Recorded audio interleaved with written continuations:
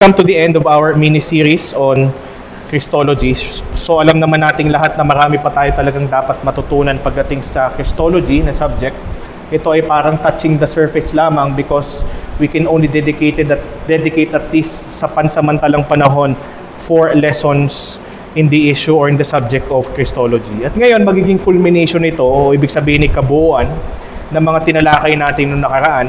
And this will answer the question about the exclusivity and the sufficiency of our Lord Jesus Christ. Alam naman natin tayo namumuhay sa kultura at sa daigdig na kung saan ay may tinatawag tayo na mayroong iba't ibang daan, iba't ibang paraan tungo sa Diyos, tungo sa langit. May iba't ibang pagkakakilanlan patungkol sa ating Panginoon na kuman.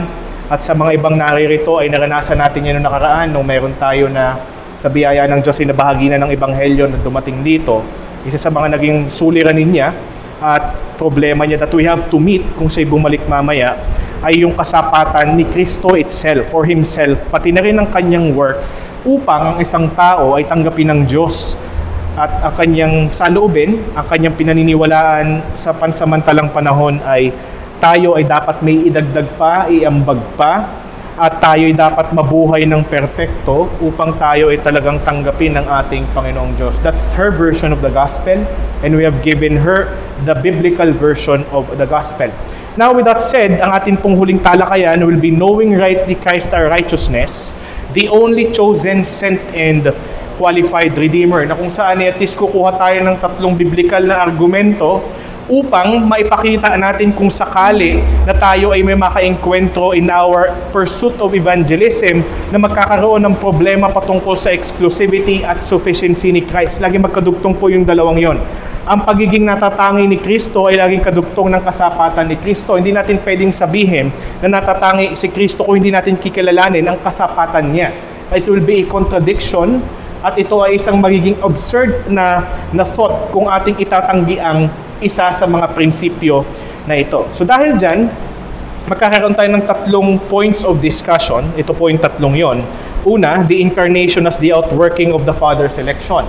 O ang pagkakatawang tao ni Jesucristo bilang pagpapahayag o di kaya naman ay pagsasakatuparan ng paghirang ng ating Ama. Sunod ay the hypostatic union in relation to redemptive substitution. Bakit nga ba kinailangan ng hypostatic union na mag-take place upang yung ating katubusan ay talagang mapagtagumpayan ng ating Panginoong Jesucristo? Kaya siya tinatawag na redemptive substitution kasi ang paraan ng redemption o pagtubos ay ginawa ng ating Diyos sa pamamagitan ng paraan ng paghalili ng ipinadala o ng pinili, hinirang ng Ama na nag-iisang tagatubos. At ang pinakapangatlo, yung Christ's sinless life and sin-bearing death in relation to redemption. Kung papansinin natin, itong 3 magiging points of discussion or points of argument natin ay magpapatunay ng husto sa pagiging natatangi at pagiging sapat ni Kristo dahil siya lamang ang may kapasidad na gawin itong mga bagay, itong 3 bagay na nasa ating harapan. Umpisahan po natin yung una nating point of discussion, the incarnation as the outworking of the Father's election. Para maunawaan po natin ng maigi, o at least na may kalinawan itong punto na ito, kailangan nating balikan yung tinatawag natin po na covenant of redemption. Pag sinabi natin covenant redemption, ito po yung nangyari noong eternity past, bago palikhain ang sangnilikha, na kung saan ay nagplano ang 3 persona ng Trinidad na lumikha ng sanlibutan na kanilang pamamahalaan, pangangalagaan, at magkaroon ng kanilang paraan ng pagluluwalhati sa kanilang sarili sa pamamagitan ng pag-aalaw na magkaroon ng fall o pagkakahulog ng tao sa kasalanan at kanilang ipahayag at planuhin yung tinatawag nating plano ng pagtubos or the plan of redemption. Kaya nga makikita natin sa realm ng history, every second and time in history is included o sakop ng tinatawag nating kasaysayan ng pagtubos or redemptive history. So titingnan natin maigi or titingnan natin at least briefly pero sana clearly yung covenant of redemption. Sabi rito ni Arthur W. Pink from his book The Doctrine of Reconciliation, a solemn covenant was entered into between the Father and the Son before ever the world was. The Father assigned the Son to be the head and savior of His elect and the Son consented to act as the surety and sponsor of His people.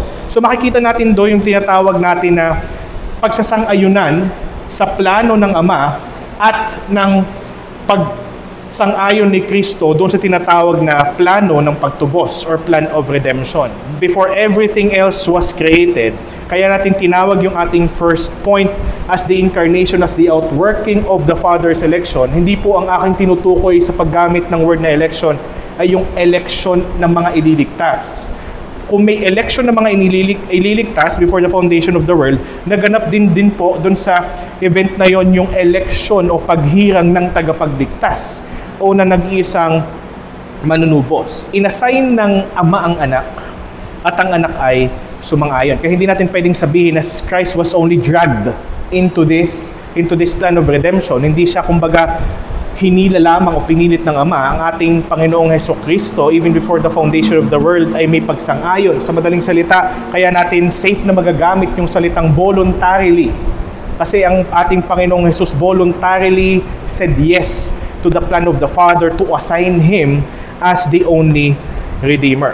Kaya nga, nakalagay dito, the Son consented to act as the surety, ibig sabihin katiyakan, and sponsor, ibig sabihin i-sponsoran tayo ng ating Panginoong Hesukristo ng kaligtasan by way of purchasing. Kasi hindi natin kayang bilhin ng ating kaligtasan, kaya sinasabi ng iba't ibang talata sa kasulatan na tayo binili sa isang halaga.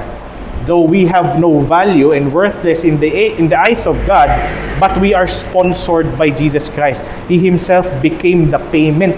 Siya ang nag-sponsor para tayo ay maipagkasundo sa ating Panginoong Diyos. Doon natin makukuha yung essence kung bakit napakaganda ng pinakapopular na talata sa Biblia like John 3:16, for God so loved the world. Ibig sabihin, God has loved the world in a way sa paraan na kung saan kahit ito ay nasa sistemang punong-puno ng sumpa at napupuno ng presensya ng kasalanan, ay Kanya pa rin ipinagkaloob ang Kanyang anak. In other translations, instead of saying He gave, ang ibang translation would say He sent, ipinadala. Diba? He's the only chosen and sent. Hindi nagpadala ang ating Panginoon ng iba't ibang tagapagligtas o iba't ibang bersyon ng tagapagligtas, iba't ibang persona o paraan ng tagapagligtas. He gave His one. Makita natin yung kasapatan at yung pagiging eksklusibo ni Kristo, one and only Son, that whoever believes in Him, or every believing ones, sabi talaga ng Greek language, so that every believing ones shall not perish, but have eternal life. For God did not send His Son. So in the first coming of the Lord Jesus Christ, so baka marinig nyo yung term na first advent, yung unang pagparito. For God did not send His Son into the world to condemn the world.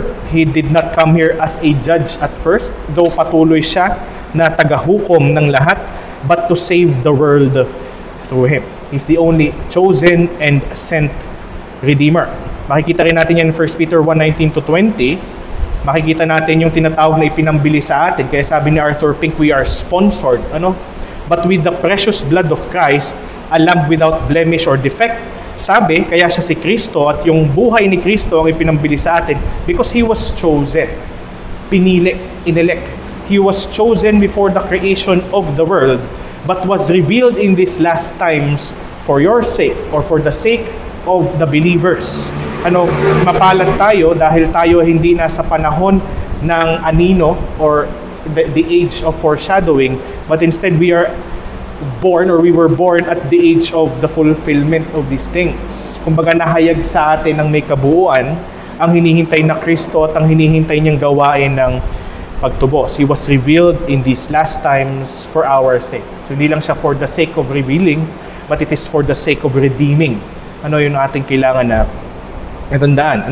Acts 2:23. Ipahiwatig dito yung sermon ni Peter na habang siya ay nagsisermon o nagpapahayag ng ebanghelyo sa mga kapwa niya Hudyo nung panahon ng Pentecostes. Sabi niya, this man was handed over to you by God's deliberate plan and foreknowledge. Ibig sabihin noon pa lang. Pinlano ng Diyos noon pa lang at ito ay inisip na ng Diyos for knowledge, and you, with the help of wicked men, put Him to death by nailing Him to the cross. Sa realm ng probidensya, ay ang ginamit na Diyos ng Diyos na kasangkapan upang maisagawa ang pagtubos sa pamamagitan ng paghahaya na umiral ang pagkamakasalanan ng mga taong nakasalamuhan ng Panginoong Hesus na sila ang ginamit upang patayin ang ating Panginoong Hesus Kristo. It's by deliberate plan and foreknowledge, and with them, with the help of wicked men, put him to death by nailing him to the cross. At yung pangako ng mga bagay na ito, way back in the Old Testament in Isaiah 42:1,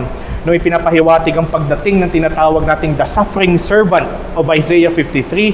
In Isaiah 42:1, here is my servant, nagsasalita si Yahweh, whom I uphold, my chosen one, in whom I delight. Kaya makikita natin sa mga gospel accounts, laging sinasabi ng Diyos Ama kay Kristo, referring to Christ, this is my Son, in whom I am well pleased. My chosen one, ang pinili ng Diyos, in whom I delight. I will put my spirit on him, dahil sa incarnation, sa kanyang pagkakatawang tao, he relied on the Holy Spirit of God, and he will bring justice to the nations. Ang justice dito is in two types of justice. Una, kanyang dadalhin ng katarungan na dapat tayo ang tumanggap kasi siya ang bumitbit ng katarungan yon. Pangalawa, bilang tagahukom sa kanyang ikalawang pagparito, siya naman ay magpapairal ng katarungan kapag ka ibinigay na niya yung tinatawag nating final judgment doon sa kanyang trono during the consummation of his or in his second coming. And in Galatians 4:4-5, but when the set time had fully come, God sent his Son, born of a woman, born under the law, to redeem those under the law, that we might receive adoption to sonship. That's why you and I are considered or given the right to be sons of God. Sabi ng John chapter 1 verse 12 and 13, dahil ipinadala ng Diyos ang kanyang anak, a product of a virgin birth, at this sa realm ng providence, ipinanganak na nagpasakop sa kanyang sariling kautusan upang tubusin tayo. Upang hindi lamang tayo maparusahan dahil sa ating mga paglabag, at upang tanggapin tayo ng Diyos, hindi lamang upang tanggapin tayo ng Diyos dahil kanyang tinupad ang kautusan on our behalf, ngunit upang tayo maging anak ng Diyos mismo.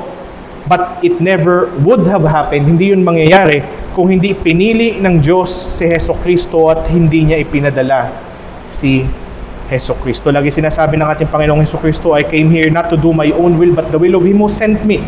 Diba, kahit dalawa ang will ng ating Panginoon ay kanyang ini-align yung kanyang human will sa divine will of the Father, which is also the will of the Son sa kanyang divine nature. Pero makikita natin na laging nagsasang-ayunan ang kalooban ng Diyos at maging ang pagkataong kalooban ni Hesus Kristo, who would never have come down here para magkaroon ng hypostatic union at ng incarnation kung hindi siya ang natatanging ipinadala ng ating Panginoon. Sabi nga ni Arthur W. Pink from his book The Divine Covenants, having voluntarily undertaken the terms of the everlasting covenant, ito yung covenant of redemption, a special economical relationship was now established between the Father and the Son. The Father as the appointer of the everlasting covenant, the Son as the mediator, the head and surety of His people. Kaya nga ang punto natin dito sa una nating point of discussion, isa sa mga pangunahing dahilan ng pagkanatatangi ni Kristo bilang tagatubos ay dahil siya lamang ang nag-iisang hinirang ng Diyos Ama upang gampanan ng gawain ito sa pamamagitan ng pagiging Diyos-tao.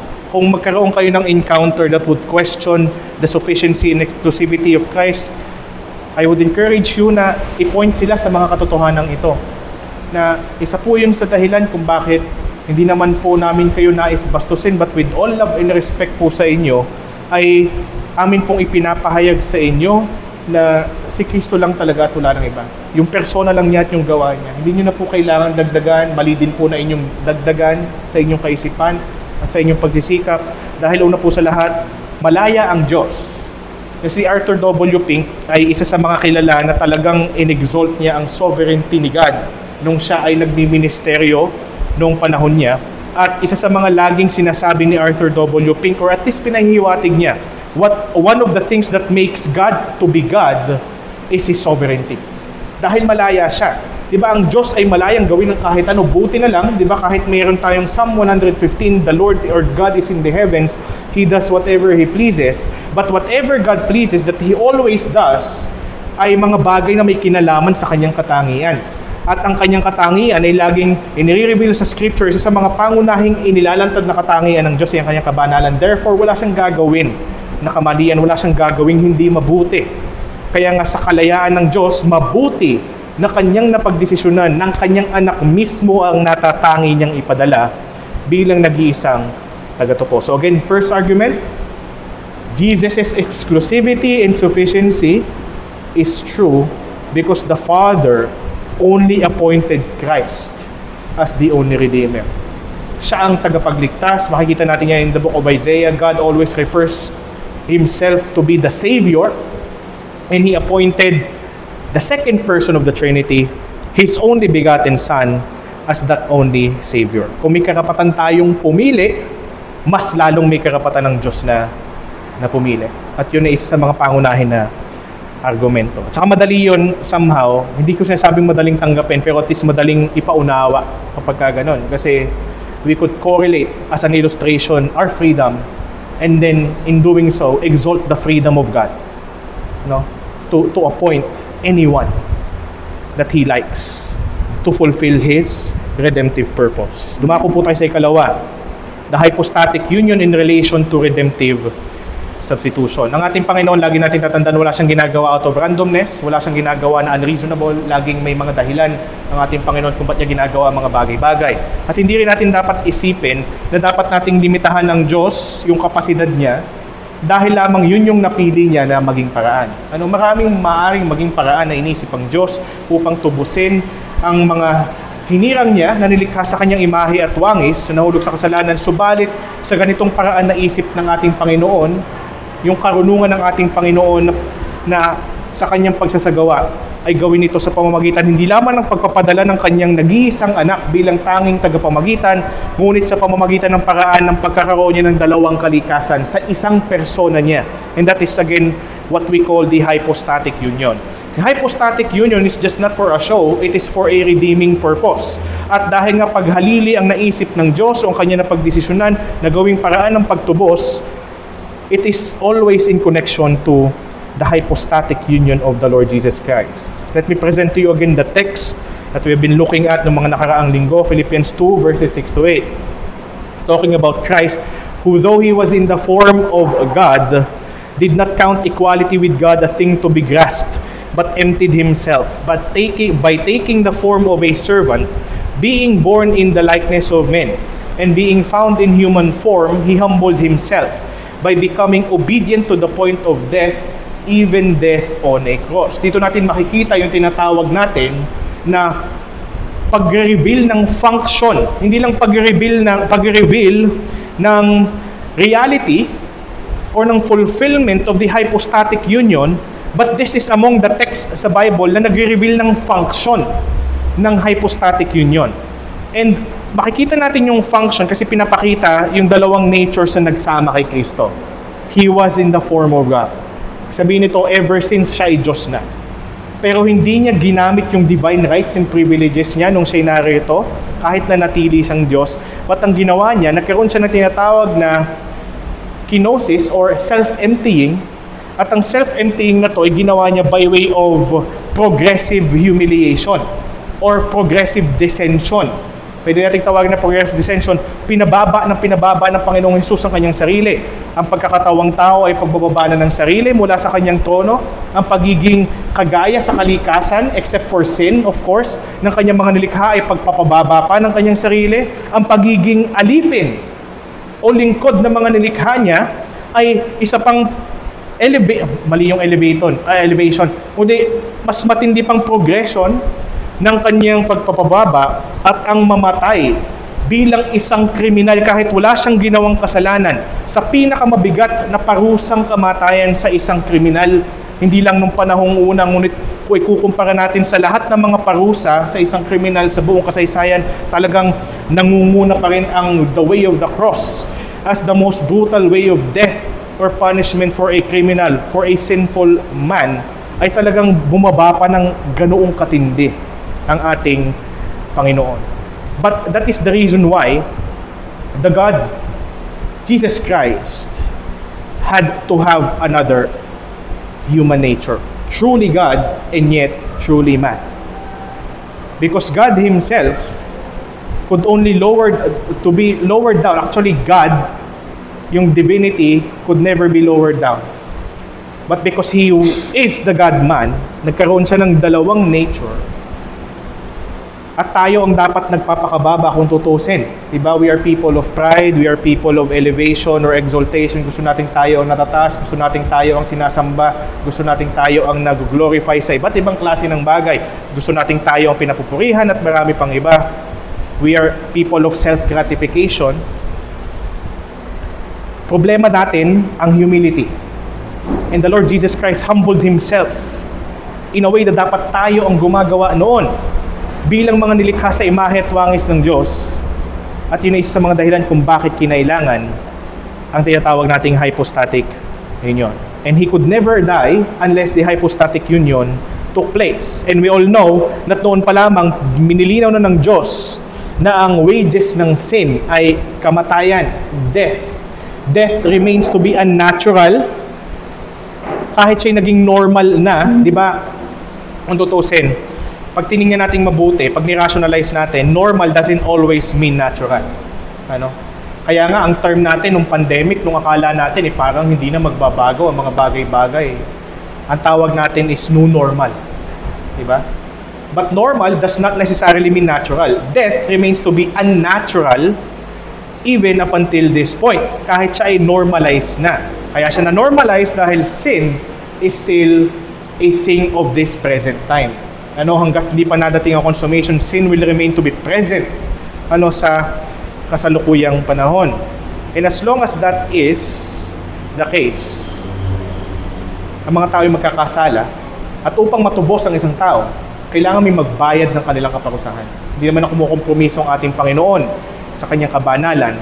Laging kailangan magkaroon ng expression of His justice in order for someone to really be forgiven and reconciled to God. Diba, the grace of God does not come without an expression of His justice, of His holiness, of His righteousness. Kaya nga makikita natin dito, yung tinatawag nating passive obedience of Christ, that He did not only fulfill the law actively, but He also took yung tinatawag nating providence ni God, inaccept lang niya kung ano ang plano ng Diyos maging sa kanyang paghihirap at kamatayan and being found in human form. Diba dalawang form nakikita natin dito? Form of God in human form. He humbled Himself by becoming obedient to the point of death, even death on a cross. That's why one of the arguments na nakita natin na ating ngayon pinapresent ay yung tinatawag nating hypostatic union in relation to redemptive substitution. Only Christ in His person has the capacity to take on two natures and two perfect ones at the same time. So yun nagtataas na agad ng kasapatan at ng pagiging natatangi ng ating Panginoong Jesucristo. We have Hebrews 2:14-17. Since the children of flesh and blood, He too shared in their humanity, so that by His death, He might break the power of him who holds the power of death. For this reason, He had to be made like them. Kaya kinailangan ng ating Panginoong Jesus ay maging taong buo kagaya natin, kaya natin nilinaw ang human being para maging totoo, kailangan may flesh and blood. May tinatawag tayong tangible aspect. At yung intangible aspect, kailangan may reasonable soul. Diba? Meron tayong tangible at intangible aspect sa ating humanity. Flesh and blood yung tangible, tapos yung intangible aspect is yung ating soul. Now, with all that said, Christ had to be, or have to be, kasi hanggang ngayon na may God-man pa rin siya, glorified nga lang in heaven, He needed to be, or He had to be both truly human and truly divine. Dahil ang kanyang tinutubos ay walang iba kundi tayo na mga tao. Nilikha sa imahe at wangis ng ating Panginoon, so that He might break the power of Him who holds the power of death. Kaya nga makikita natin na sa Revelation ay inagaw ni Jesucristo, hawak na ni Jesucristo dahil sa kanyang victory ang alin? The key. He who now holds the power of death. Makikita natin yan sa Revelation. Ito'y kanyang kinuha kay Satanas. At yun ay ang ating assurance din at ating tagumpay na nag-iisa kay Jesucristo. And not to mention yung tinatawag natin na value. of the person of Christ in His two full natures, yung kanyang value. Dahil may nagsamang dalawang kalikasan, pagkatao at pagka-Diyos, ang pagkatao niya, in terms of function, ay nagfa-function pagdating sa dahil tao din, ang kanyang halilinan, substitution. Pero dahil ang pagkakasala natin laban sa Diyos ay magpakailanman ang parusa. Di ba magpakailanman ang parusa nun? Bakit? Kasi ang pinagkasalahan natin ay magpakailanman ang halaga. Kinailangan na magpakailanman din ang halaga ng ating manunubos na hahalili sa atin. In terms of substitution or substituting in place of human beings, the human nature of Christ is necessary. But in terms of value of that purchase, in terms of the infinity of the effect, of the eternality of the effect of His redemption, the one who should be in human form or in human nature should also at the same time the divine God, the eternal Savior. Mahalaga yung kaya nga, isa rin sa mga napag-usapan namin kahapon ng umaga, nung kami ay nagkakape nila Brother Jezreel tsaka ni Pastor Foy, binanggit ni Brother Jezreel yung tinatawag na the hour of darkness. Yung nung si Jesus Christ ay nandun sa cross, nagkaroon ng tinatawag na 3 hours of darkness. At makikita natin na 3 oras na nakatirik sa krus si Jesu Kristo, at yun ay kumbaga binabatikos lalo ng mga atheists. How could one man, binanggit ni Paul Washer minsan sa kanyang sermon, how could one man who suffered 3 hours redeem a sinful person for all eternity? Di ba ang impyerno, pag tayo ang kumuha o tayo ang tumanggap ng parusa ng impyerno, magpakailanman yon. Pero paano ang 3 oras na paghihirap at kamatayan ni Kristo sa krus ay equivalent sa eternal judgment na dapat tayong tumanggap? Ang sagot nun is in the value of Christ.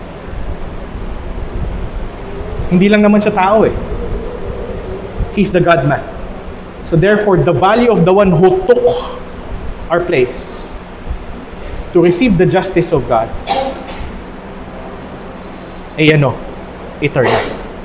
Eternal din siya.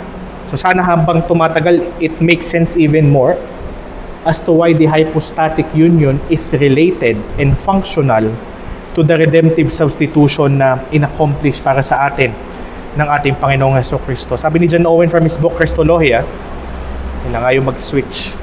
Ayan. The divine person of the Son, which includes the assumed human nature, is the subject of both active obedience and passive suffering obedience. And that those are applied for us. In terms of what He has done, mahalaga yung pagtatagpo ng dalawang natures ni Christ in one person in order to accomplish both active and passive obedience. Makikita rin natin doon sa libro ni William Perkins, The Order of the Causes of Salvation and Damnation. Sabi niya, now followeth the union of the two natures in Christ.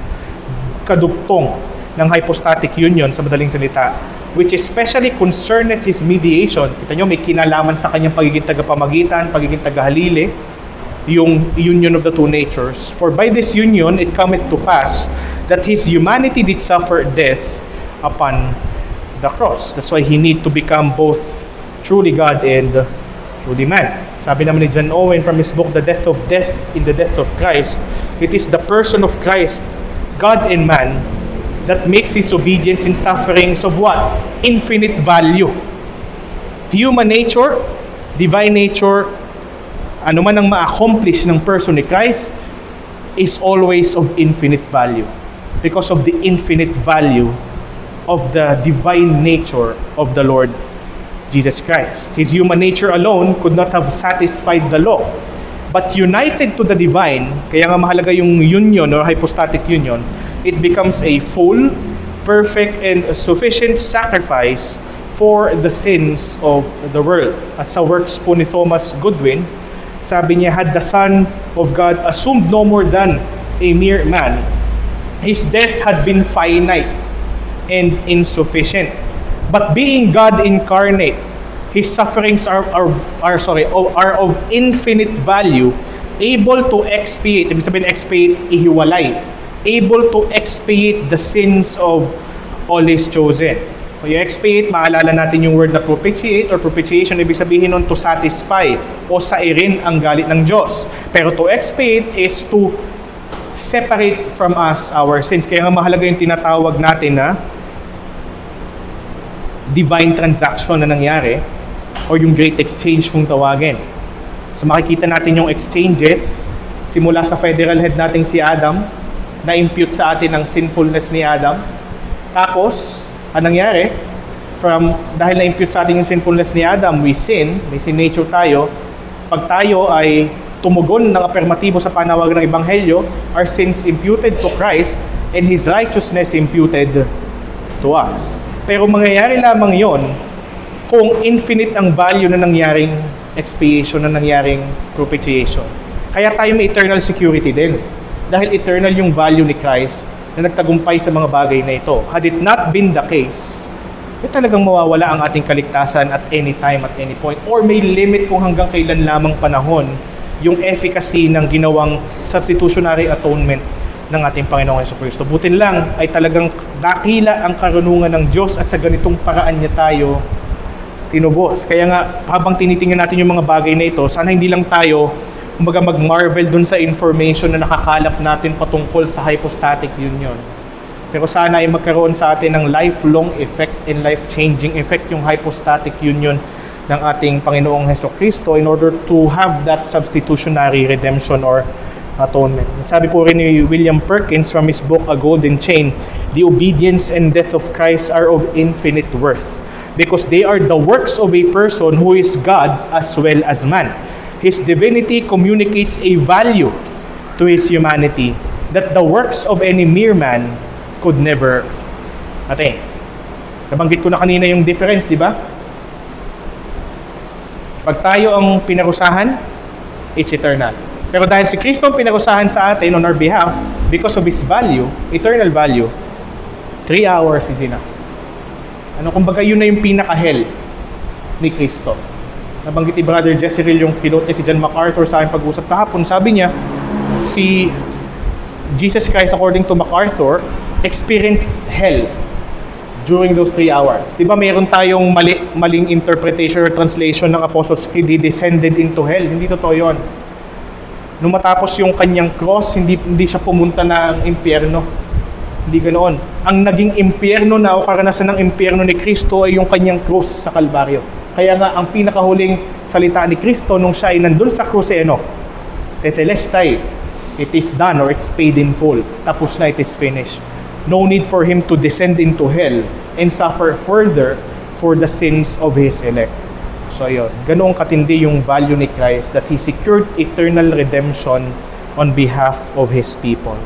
And sabi rin po ni John Owen from his book Communion with God, the infinite dignity of Christ's person gives way to every act of His obedience.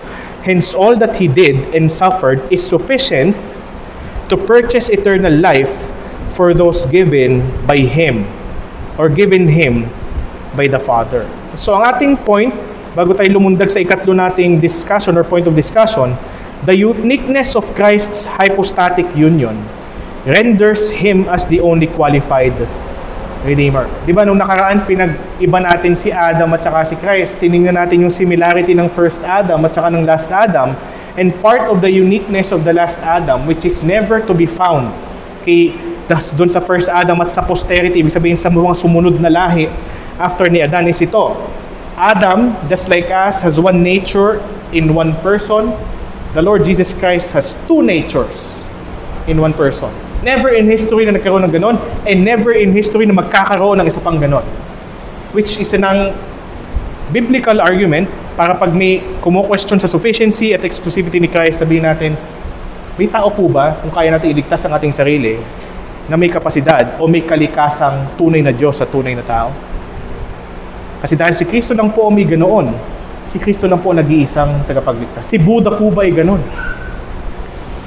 Si Allah po ba ay ganon? Diba? Si Vishnu ba ay ganon? Si Zeus ba ay ganon? At iba pang mga kinikilalang Diyos-Diyosan all throughout the course of history. Dumako po tayo sa ikatlo, Christ's sinless life and sin-bearing death in relation to redemption. Makikita natin yung tinatawag nating harmony between payment and fulfillment. Unahin natin yung fulfillment. Fulfillment sa active na buhay ng ating Panginoong Jesucristo, talagang finulfill niya yung law perfectly. Never was a time that exists in history na siya ay nagpadaig sa kahit anong tukso, sa isip, salita, sa gawa at sa apeksyon. He fulfilled the law on our behalf. But nandun yung payment for our disobedience, He was the one punished for our sins. That's why He acted as both yung tinatawag nating our perfect substitute or sinless substitute and our sin-bearing substitute. Nangyari yung kanyang active obedience at passive obedience in His sinless life na talagang nag-earn ng righteousness para sa atin, para tayo tanggapin ng Diyos, at yung sin-bearing death niya doon sa kanyang pagdurusa at saka sa krus niya sa Kalbaryo. Isa sa mga text na ating titingnan, there are so many, but I would like to concentrate in 1 Peter 3:18, nung hinihimok ang mga mananampalataya na maging matibay even in the midst of persecution dahil si Kristo man ay nag-suffer. Pero makikita natin yung paalala ng justification that Christ have secured for us. Makikita natin for Christ also suffered once. So makikita rin natin sapat na, hindi na kailangang ulitin o dagdagan, once is enough. For Christ also suffered once for sins, the righteous or the sinless, for the unrighteous, for the sinful, that He might bring us to God. Reconciliation, forgiveness, then followed by reconciliation, then adoption, and then definitive sanctification, actually kasabay ng justification, then progressive sanctification until we reach consummation in glorification. At ginawa niya ito by being put to death in the flesh, but He resurrected, made alive in the Spirit. Makikita natin dito yung pagtatagpo ng sinless life at sin-bearing death ng ating Panginoon. Also suffered once for sin. Righteous for the unrighteous, that's sinless life. But the fact that He suffered for sins, not His own, but for ours, and He was put to death in the flesh, yun yung sin-bearing death ng ating Panginoong Jesucristo, which is only Him would secure.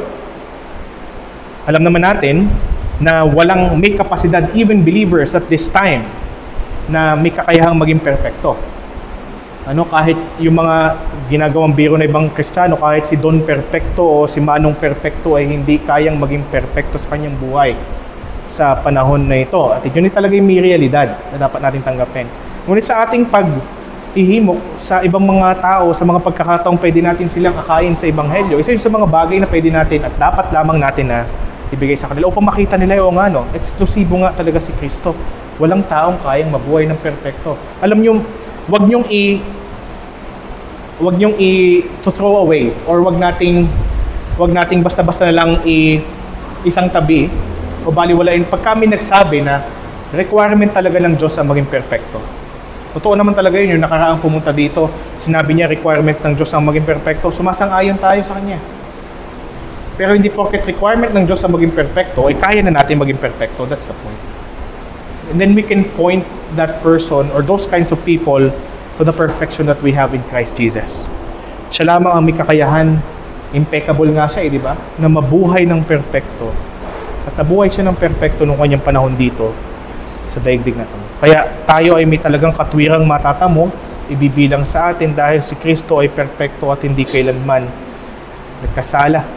Our faith is in the person and work of our Lord Jesus Christ. Again, John Owen from the same book, The Death of Death and the Death of Christ. Christ was holy, harmless, undefiled, separate from sinners, and made higher than the heavens, that in His obedience to the law and in His death as a sacrifice, He might fully satisfy divine justice and become a proper and effectual redeemer, angkop at mabisang tagatubos ng mga tao ng Diyos. Proper and effectual redeemer for His people. Again, Thomas Goodwin from his works, Christ was made under the law that He might fulfill it perfectly in our stead and suffer in our place for the transgressions of His people. Thus He bore the curse of the law, kinukot niya dito ang Galatians, and the punishment due to sin, while remaining entirely free from any fault of his own. Si Christ nung naging sin bearer ay hindi naging sinner. He became a sin bearer that he took the punishment for the sins of his people without necessarily committing them on his own. And a golden chain again, the book ni William Perkins, Christ's obedience unto death was perfect. He bore the punishment of the sins of men, yet himself sinned not. This twofold obedience, active and passive, is the ground of our justification. Tinatawag nating fulfillment, payment, dynamic, or harmony. And John Owen from his book, Communion with God, it is the righteousness of Christ in both his obedience and suffering, which is imputed to believers. He obeyed in our place and bore the curse for our sins, that we might be accepted before God. We are accepted before God because Christ is acceptable to God, and we are in Him by way of repentance and faith. In A Body of Divinity ni Thomas Watson, Christ took upon Him our nature, lived a holy life, suffered a shameful death, and so became the mediator between God and man. He obeyed the law perfectly and suffered the penalty of our sins.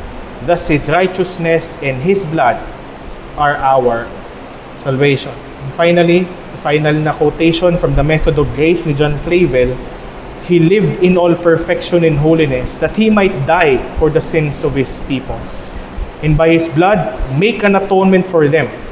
He was never guilty, yet suffered guilt in our stead. So all throughout history, even the Puritans, which is one of the providential evidence para tayo rin, ay muling magpaulit-ulit ng pagtingin sa mga bagay na ito, not just in terms of evangelism, but even in terms of our own personal holiness and growth in that, upang makita natin na ang Diyos, di ba, ano bang pinaglalaban natin dito? Bakit natin tinatalakay ulit ang mga bagay na to? Kinukunik natin sa mga nakaraan nating talakayan.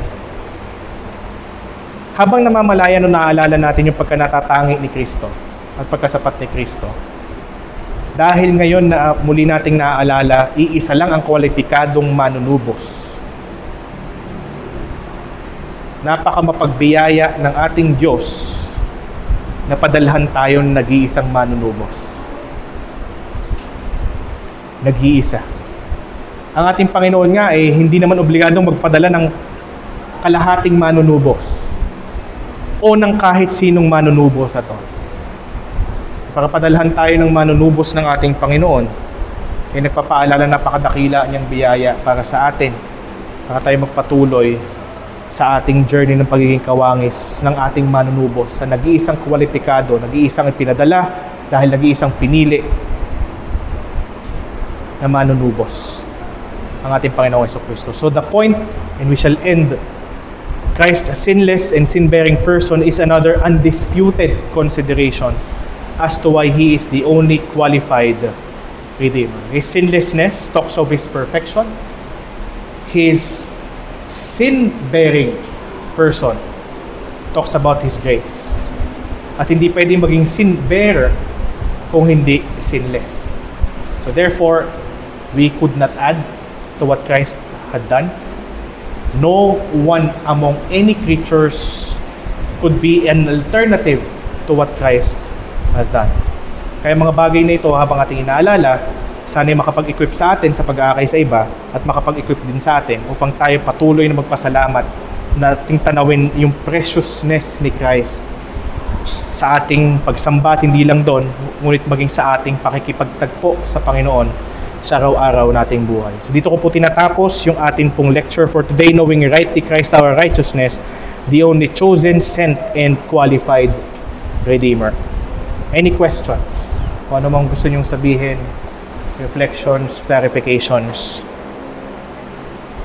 ask lang po kayo. May you mentioned about yung last 3 hours of suffering in Christ. That was hell for him. Yun na talaga yung hell. He experienced hell. Pero when he is in the context of the Apostles' Creed, you mentioned kanina, so he descended to hell. Yun yung maling translation. Pero he went to hell to proclaim victory. Okay. Magandang question yan. Diba? Yun ay, ano yun? Hindi yun necessarily na hell. ang tawag doon ay Hades or Sheol.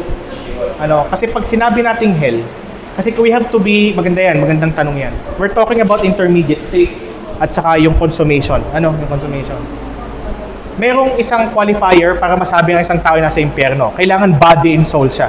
Diba sabi ni Jesus Christ, do not fear him who could destroy the body, but fear him who could destroy both body and soul in hell. Tapos makikita natin yung word na Gehenna, nire-refer yun ni Jesus Christ or yung tinawag nating hell, na nire-refer ni Jesus Christ yun as the parang final state in the intermediate. Tapos binabanggit din yun sa Revelation, death and Hades. So ibig sabihin yung temporary resting place, mali pala yung resting place, temporary, tawag dito, parang pinagkukulungan ng mga namatay ng walang kaligtasan. Death and Hades will be thrown into the lake of fire. Hell is that lake of fire.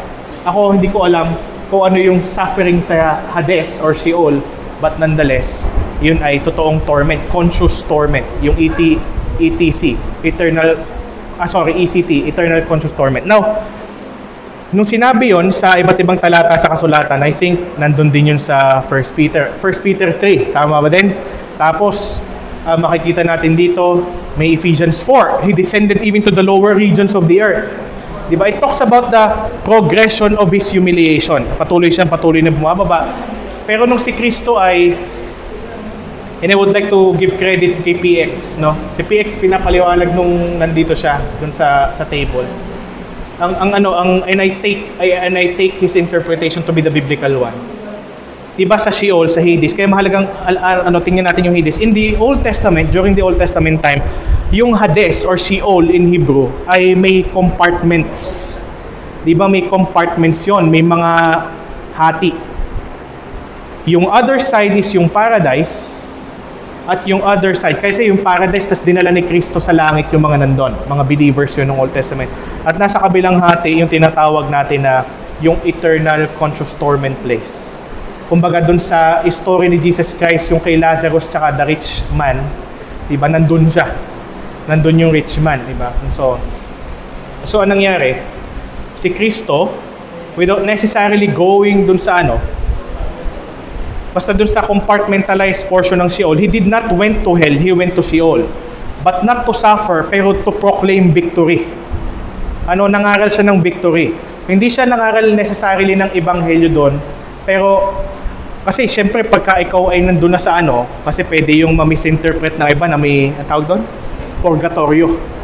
Na pwede pang maligtas sa iba. Pumunta lang siya doon para mangaral ng victory. To proclaim victory to everyone in Sheol. Nandun man sa compartment ng mga unbelievers o sa compartment ng believers. Tapos, upon proclamation, dinala niya sa heaven yung mga kaluluwa ng nandun sa paradise part ng Sheol. So, yun. So, ganun na nangyari. Ang iniisip kasi ng mga naniniwala dun sa maling translation ng Apostles' Creed ay pumunta si Jesus sa hell after niya sa cross para mag-suffer pa dun further. Para talaga mabayaran ng buo, which is napaka-tinding error. Ako personally, I find it as a heresy. Kasi sinabi ni Christ, sufficient na yung ginawa niya sa cross. Doon sa 3 hours of darkness na sabi ni MacArthur, as shared by Brother Jezreel, is the experience of hell ni Christ noong siya ay naging sin-bearing substitute natin. So, yun. So, siguro kung ang gagamitin natin is He descended into Hades or Sheol, that would be more accurate than to say that Christ descended into hell. Nakukuha ba, John? So, yun. So, pagka ganun, we have to be clear. Ang tanong mo ba ay may kinalaman dun sa kaisipan na baka isipin ng mga tao, pinagbayaran pa husto ni Kristo yung Well, it draws to the question of with His divinity, perfection. Kasi, tapos na yung Oo. yung reveal niya. With His divinity, can Christ enter hell? Or hell is specifically... Okay. Magandang tanong yan. Kasi i-board the sin. Ganito. Para hindi rin natin mapaghiwalay yung dalawang nature si Christ. Hindi natin pwedeng paghiwalayin yun. Ang short answer is yes. Could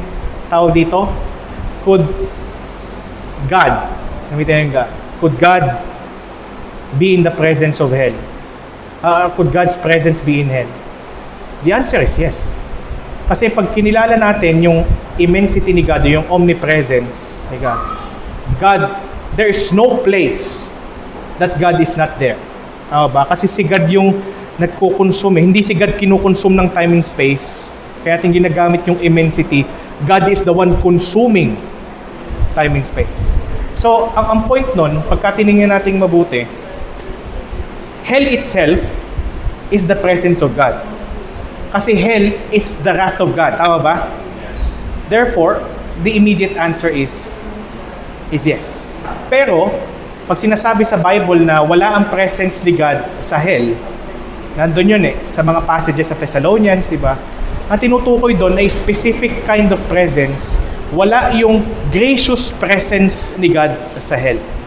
Kumbaga may ganito, wala yung wrathful presence ni God sa heaven, pero wala yung gracious presence ni God sa hell.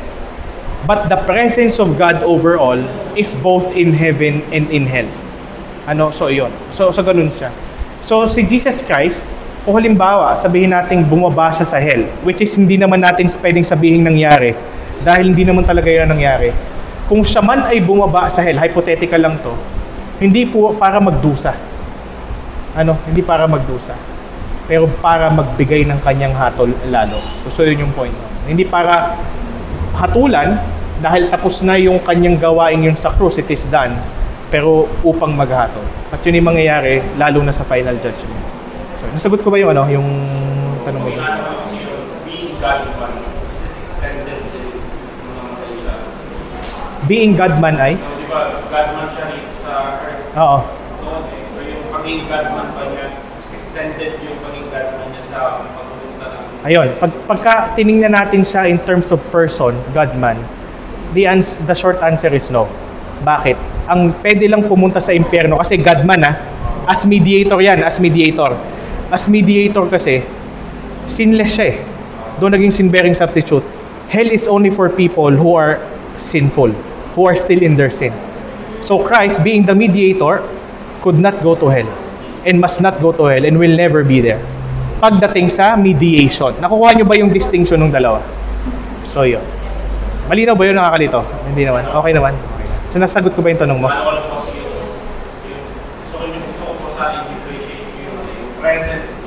Oo. Yung kanyang ginawa doon. So, Hades yun. Hades yung saan? Nasa scripture. 1 Peter chapter 3, tsaka Ephesians 4, tsaka mga text na nagpapahiwatig ng tungkol sa Sino pa? Meron pa po ba kayong tanong or clarification? Nag-ano na naman pinpoint si ate. Ano tawag doon? Voluntold. Go lang, Sedi, go lang.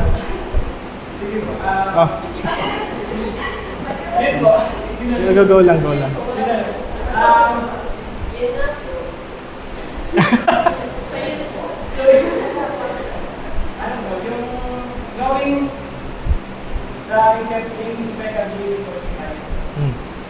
Sinlessness. Impossibility to sin.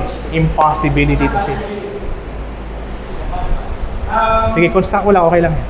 Dun po sa life niya.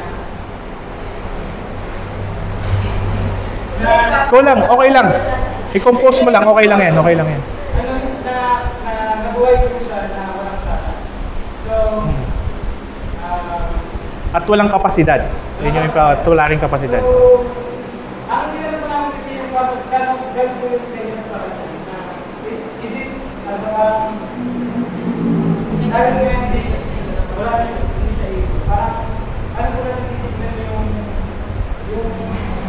hindi na hirap. Is it like a help ko na one voice na 22 years na Sorry, is it? Ano yun? like a help din po na like a help. Like hell? Nanabuhay siya na sinless kasi mahirap ko rin yung gawin. Biglang as may body ang human. So, mahirap ko ba sa bata yung hindi ko lang hirap? Matindi ba yun? Hindi. Sige, tuloy mo. Hindi na ang hirap niya na pinag-aaral sa pagiging sinless. Ayun, maganda yon. Nandun na actually yung sagot sa tanong. Kaya siya talagang mahirap. Kumbaga kung i-relate muna natin, gamitin natin ating sariling illustration. Mahirap magdusa sa kasalanang hindi mo ginawa. Tama ba? Isa yun sa mga pinaka nakakatakot siguro o isa sa mga pinaka mahirap na karanasan ng isang tao. I-relate natin kay Christ. I-relate natin kay Christ yun. Kaya nga ang point dito, hindi natin pwedeng sabihin, which is yung mali kong understanding natin, inadequate, inappropriate understanding dun sa capacity or non-capacity to sin ni Christ. Hindi sinisira yung reality ng mga hardship, parang hindi sinisira ng reality ng impeccability ni Christ, yung mga challenges at saka yung mga difficulties that Christ had to go through when He was here. Kahit sabihin natin na impeccable siya, hindi ibig sabihin hindi niya na-experience yung reality ng temptation externally. Hindi lang yun makapenetrate sa loob niya, pero na-experience niya yung reality ng temptation externally. Pangalawa, kahit siya impeccable at hindi siya nagkasala kahit minsan at hindi niya pinander yung temptation sa kanyang kalooban, pero naranasan pa rin niya yung mga patikim ng pagdurusa nang dahil sa siya ay nabubuhay noong mga panahong yon dito sa daigdig na nasa ilalim ng sumpa ng kasalanan. Kaya nga, bagamat He did not deserve to be hungry, He was. He did not deserve to have no place to sleep His head, but He did. Ano tawag dito? Hindi siya nararapat dahil wala naman siyang kasalanan na tratuhin indifferently or di kaya man tratuhin brutally and violently, viciously ng mga taong kanya mismong nilikha in His incarnation, pero naranasan niya lahat ng mga bagay na yon. He was able to suffer and experience the consequences of sin without Him sinning Himself and without Him having the reality or the capacity to sin Himself. Kaya to say, kung tutuusin, tama yung sinabi ni Stephen Wellum, si Herman Bavinck yata yung kinukote niya sa article niya, or si Donald MacLeod, hindi ko na lang matandaan kung sino sa dalawa. Pero tama yung sinabi ni Stephen Wellum dun sa article niya, Could Christ Have Sinned? Makikita niyo yun sa website ng ESV. esv.org. Tama dun na, kung tutuusin, the impeccability of Christ, paparaphrase ko na lang, does not minimize, una, the reality of His temptation, nor the experience of His difficulties here on earth. But actually, lalo pa niyang pinalalala. Bakit? Kasi yung mga bagay na naranasan niya is unique to Him. Bakit unique to Him? Ikaw at ako bilang makasalanan, it is normal for us to experience those things. Sa hindi. Nakukuha niyo ba? Kaya kung meron mang talagang nagdusa ng husto, pag sinasabi natin, grabe. Di ba? Grabe naman ang pagdurusa ko. Ba't ganito? Tingnan mo si Kristo, hindi niya dapat naranasan yun, pero naranasan niya. Kumbaga, hindi nun minimize. Yung impeccability ni Christ does not minimize in any way, shape, or form the challenges and difficulties that He experienced here. Actually, Kanya pa ngang minamagnify yun. Because He did not deserve any inch or any grain of difficulties that He experienced here on earth. Unlike us that we do. So mahirap talaga yun kung tutusin sa Kanya. Isa pa, in terms of temptations, ang dami niyang temptations na unique lang sa Kanya. Hindi natin kayang gawing tinapay ang bato, hindi natin kayang utusan ng mga anghel at tayo saluhin pag tayo tumalon, at marami pang iba. At isa pa, even the temptation of Christ is leaning towards righteousness. Bakit ni Christ hinihiling? Nung tinetempt si Christ, tingnan nyo, bakit kaya nasabi ni Kristo doon sa mga apostles na tinulugan siya, pray so that you should not enter temptation? Ba't niya kaya sinabi yun sa mga yun? Kasi during the time that He was praying Gethsemane, He is being tempted by Satan during those times. At sinasabi niya sa mga apostles, by way of proclamation and by way of example, manalangin kayo upang hindi kayo pumasok sa tukso. Pero ano yung tukso sa Kanya? Ang tukso sa Kanya, huwag siyang tumuloy sa krus. Nandun na sa harapan niya yung tinatawag natin na kopa ng puot ng Diyos. Pero ang Kanyang temptation pa rin leaning towards righteousness.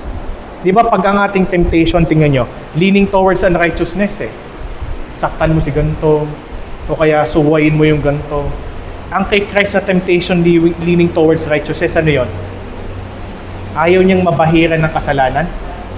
Kita nyo?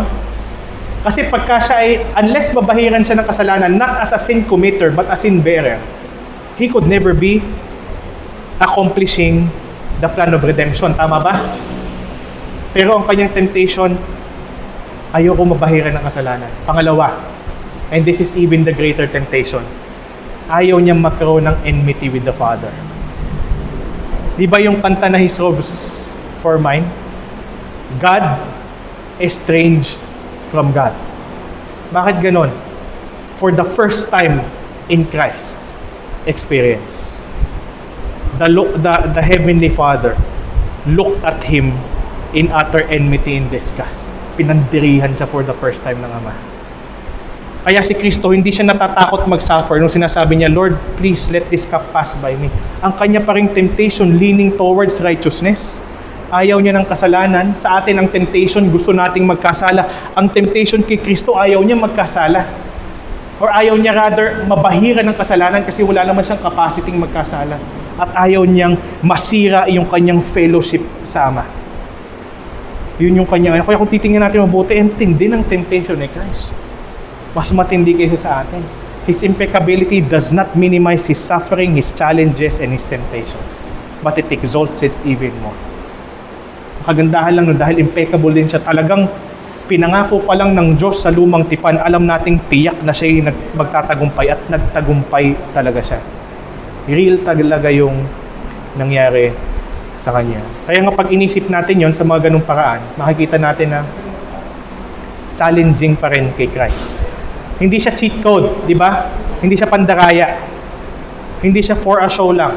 Hindi siya for the sake of appearance lang, but He actually suffered.